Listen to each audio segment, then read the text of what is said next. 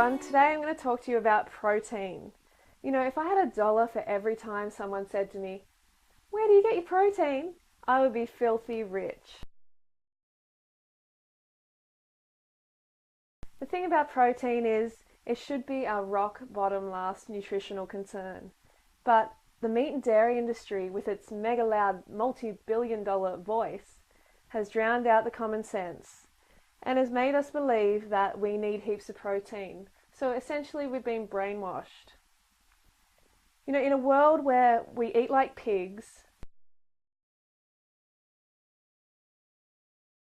but we're worried about a condition that only comes about through starvation, you know, it's really pathetic. And there isn't even a medical term for protein deficiency. Can you believe that? You know, kwashiorkor and marasmus are both caloric deficiencies. So they're not protein deficiencies.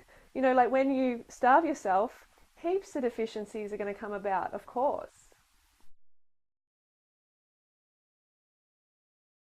Protein is made up of amino acids, the building blocks of the body.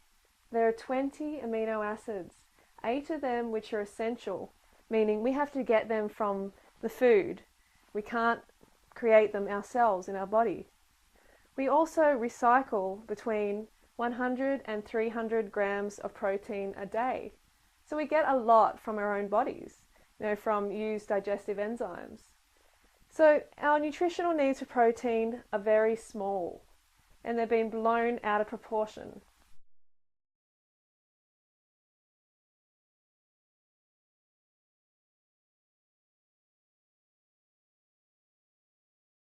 We need 5% of our calories from protein a day. And that figure came about in 1974 when the World Health Organization discovered that study after study was pointing towards us only needing 2.5% of our calories from protein.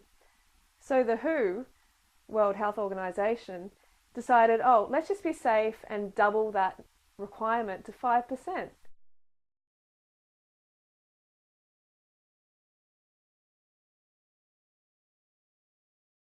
I recommend you get between 5 and 10% of your calories from protein.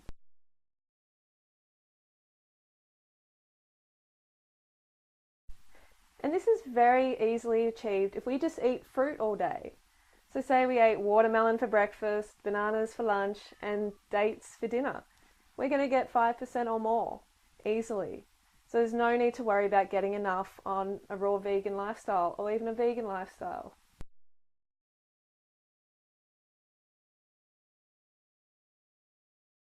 Think about a time in your life when you needed a lot of protein. Try and think back. Well, you probably can't think back this far because it's when you were a baby. You know, when we're babies, we double in size, so we need protein to support that growth. And how much protein do we need? Well, from mother's milk, we get about 5 to 6%. So that would suggest that that's all we need. You know, why later in life, when we're not meant to be growing, but some people are actually doubling in size, why should we then increase the amount of protein we need? It doesn't make sense.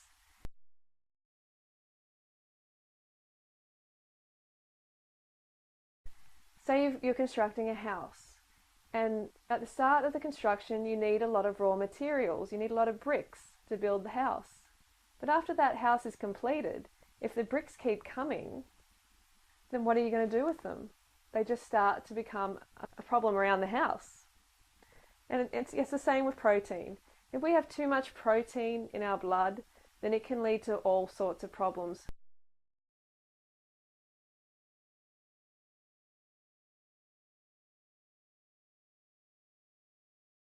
We must remember that protein is made up of amino acids. So the word of focus here is acids. One particular amino acid is methionine, which is a sulfur-containing amino acid, which does break down into sulfuric acid in the blood. And this can deliver a dangerously high level of acid into the body. Not a good thing. And this is one of the reasons I avoid animal products, because they are the highest in this amino acid, the sulfur containing amino acid. So next time you reach for the meat and dairy, please think about your bones, because what happens is your bones and your teeth are drawn on for their alkaline materials such as calcium. So your body draws from your bones and your teeth to neutralize that acid in your body.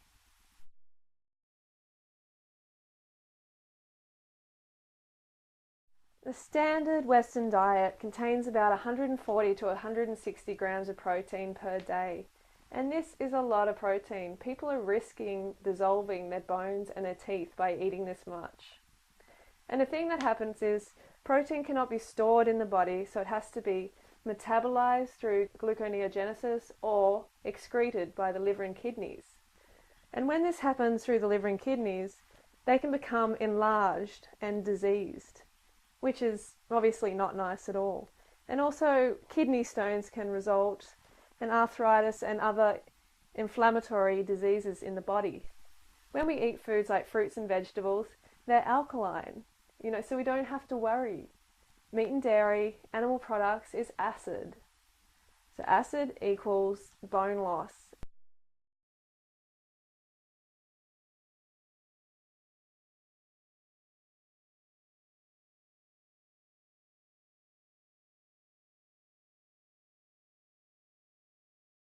There's enough protein in plants to build the largest animals on earth, like cows and hippopotamuses and horses, elephants, giraffes.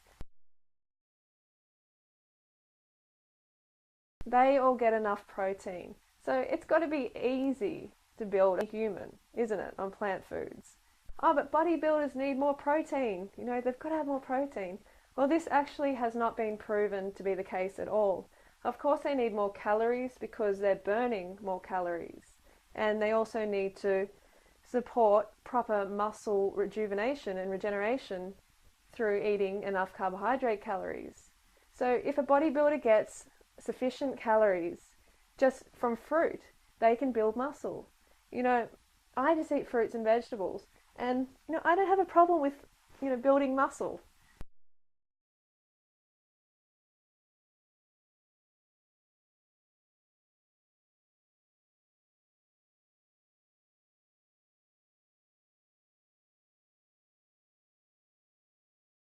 Meat does not build muscle, okay? Training builds muscle. When you go to the gym and you pump the iron, you pump those weights, that is when you're building the muscle. And when you're sleeping, that is when the muscle is building.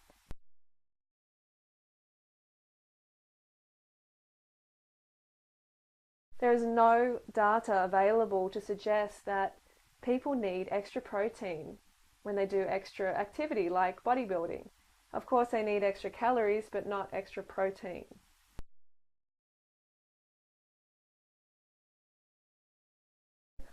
Oh, but what about the people who, lose so much muscle when they go vegan? Are they really losing muscle? Can you prove they're losing muscle? I haven't had one person come to me, with a DEXA scan and say, look, Freely, here's results. Before vegan, I had this much muscle mass, and after vegan, I had this much muscle mass.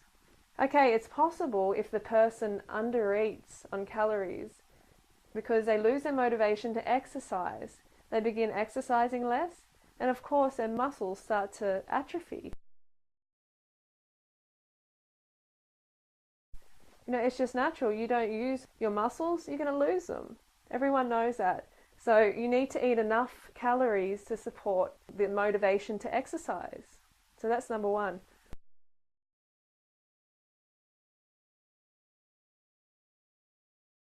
When you go vegan, you lose a lot of fat and you lose a lot of water weight. So you can lose the fat that was all covering your muscles, the fat and the water, and it was also rippling throughout the muscle. So it makes you appear bigger and sort of puffier, but it's not actual quality muscle tissue, but fat and fluid. So there's a reason that people look smaller after they go vegan. It's a good thing. You want to get out that toxic fat and fluid.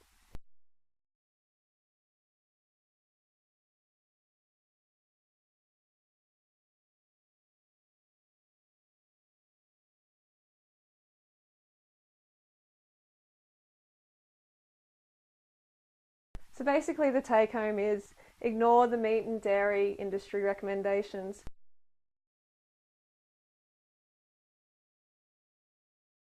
They are going to cause disease in your body and in your mind. Diseases like renal failure and osteoporosis, arthritis, you don't want these awful conditions. You really don't. So please ignore their recommendations and just listen to nature. Fruits and vegetables are perfect. They're alkaline. They will build a beautiful body and a beautiful mind. So just get those in as much as you can. Also, avoid animal products because they're high in methionine, that sulfur-containing amino acid.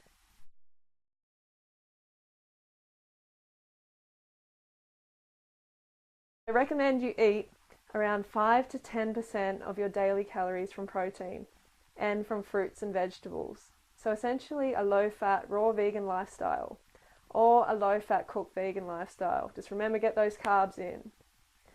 And if you do decide to eat over 10% of your calories from protein, just be aware that you are peeing your bones and your teeth down the toilet. I know that sounds awful, but that's what's happening.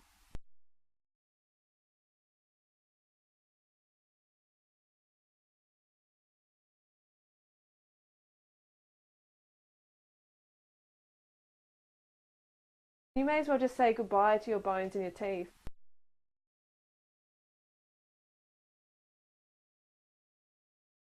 So eat the alkaline fruits and vegetables. They're good for you. And you can build some muscle like this.